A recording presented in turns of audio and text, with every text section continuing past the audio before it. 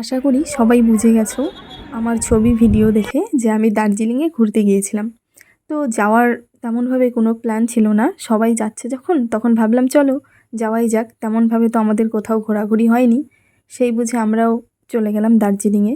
সেখানে আমরা অনেকগুলো জায়গা ঘুরেছিলাম, তবে যেই জায়গাটা আমার সব থেকে বেশি ভালো লেগেছে সেটা হচ্ছে এই পার্কটা। এখানে 110 টাকা করে টিকিট কেটে তারপরে ভেতরে ঢুকতে হয়। প্রথমে 110 টাকার কথা শুনে তো আমরা ভেবেছিলাম ঢুকবই না, পরে ভেতরে ঢুকে বুঝলাম না, 110 টাকা আমাদের জলে যায়নি। এই পার্কটা ঘুরে দেখতে মিনিমাম তোমার 3 ঘন্টা 3.5 ঘন্টা লেগে যাবে, এর থেকে বেশিও লাগতে পারে। এত বড় এরিয়া নিয়ে এটা তৈরি হয়েছে যা তুমি বাইরে থেকে বুঝতেই পারবে না। তবে হ্যাঁ, নিজের চোখে দেখা আর ভিডিওতে দেখা এই দুটোর মধ্যে কিন্তু বিরাট পার্থক্য রয়েছে। তবুও আমি চেষ্টা করেছি তোমাদের অল্প কিছুটা দেখানোর। প্রথমেই আমাদের চোখে পড়েছিল বিয়ার, তারপরে Himalayan wolf, red panda, tiger, leopard, barking deer, আরও অনেক কিছুই ছিল যেগুলো এখন আমার মনে পড়ছে না। তোমরা একটু টুক করে ভিডিওটা দেখে নাও, তাহলেই বুঝতে পারবে।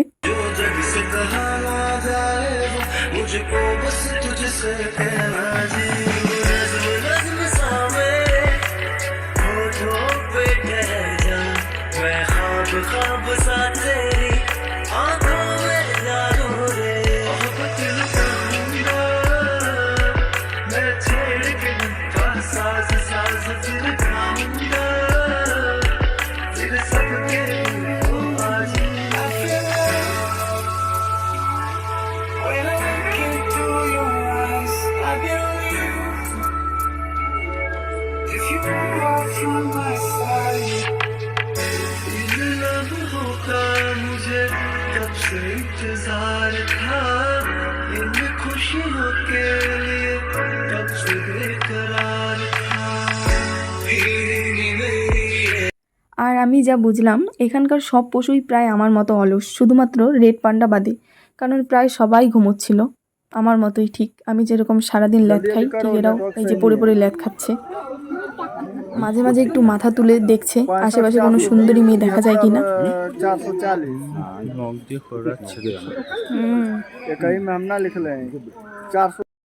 আমাদের বাঘ মামারও কিন্তু প্রচুর এনার্জি, সারাদিন শুয়ে থেকে থেকে মোটা হয়ে যাচ্ছে বলে এই দেখো হাঁটাহাঁটি করে নিচ্ছে যাতে ফিট থাকা যায়।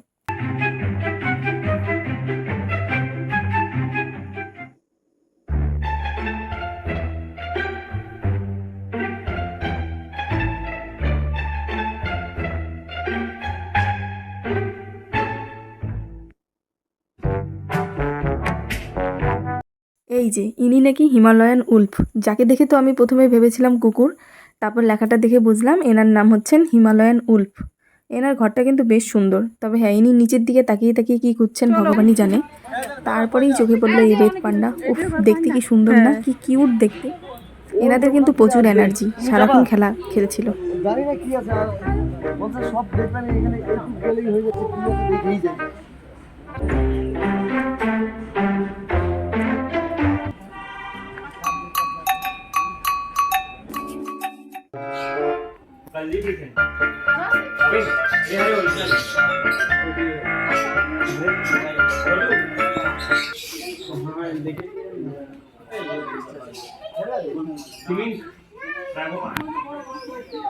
এখানে দুটো মিউজিয়ামও ছিল, তার মধ্যে একটাতে আমরা ঢুকতে পেরেছি আর একটাতে ঢুকিনি। এতটা উপরে না, বললাম না ওই যে ল্যাথখোর মানুষেরা এত হাঁটাচলা করতে পারে না।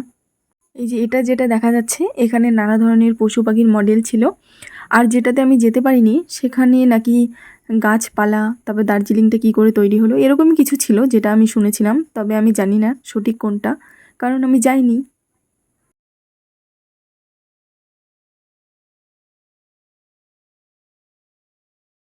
ভেতরে মোবাইল নিয়ে যাওয়া বারণ ছিল, তাই তোমাদের পুরোটা দেখাতে পারলাম না।